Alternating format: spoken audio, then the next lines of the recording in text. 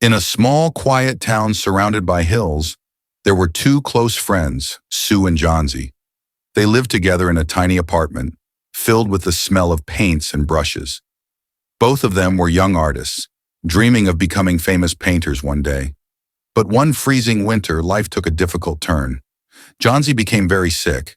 The doctor said it was pneumonia, a deadly illness at the time. Each day, Johnsy grew weaker. She spent hours lying in bed, staring out of the window at an old ivy plant growing on a nearby wall. One evening, as the cold wind whistled outside, Johnsy turned to Sue and said in a faint voice, "Sue, look at that ivy vine. The leaves are falling, one by one. When the last leaf falls, I will die too." Sue was shocked and tried to comfort her. "Don't say that, Johnsy. You'll get better. I'll take care of you," she said with a brave smile. But Johnsy didn't answer. Her eyes stayed fixed on the vine as if it controlled her life. In the same building lived an old man named Behrman. He was also a painter, but he had never created anything he thought was special. People called him grumpy, but deep down, he had a kind heart. When Sue told him about Johnsy's strange belief, Behrman frowned and said, "The last leaf? Nonsense. But don't worry, I'll do something." That night, a terrible storm came. The wind howled like a wild animal. The rain poured hard, and the air was icy. Everyone stayed indoors, but Behrman left his small apartment, carrying his paints and brushes. The next morning, when Johnsy woke up, she asked Sue to open the curtains.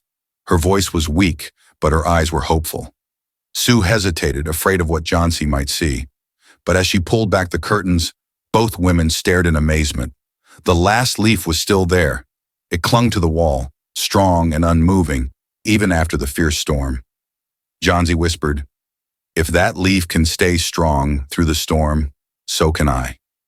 For the first time in days, hope sparkled in her eyes. From that moment, Johnsy began to recover. She ate her meals, smiled, and even talked about painting again. A few days later, Sue sat beside Johnsy and told her the truth.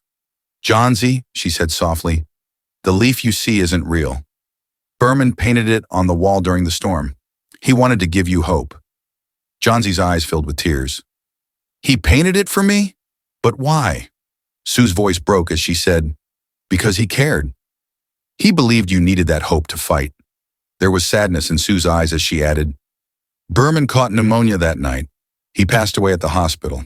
But before he left this world, he created his masterpiece, the leaf that saved your life." Moral of the story.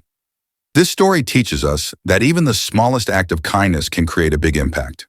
Behrman's selflessness shows us the power of hope and love. Sometimes all we need is a little faith to keep going, even in the hardest times.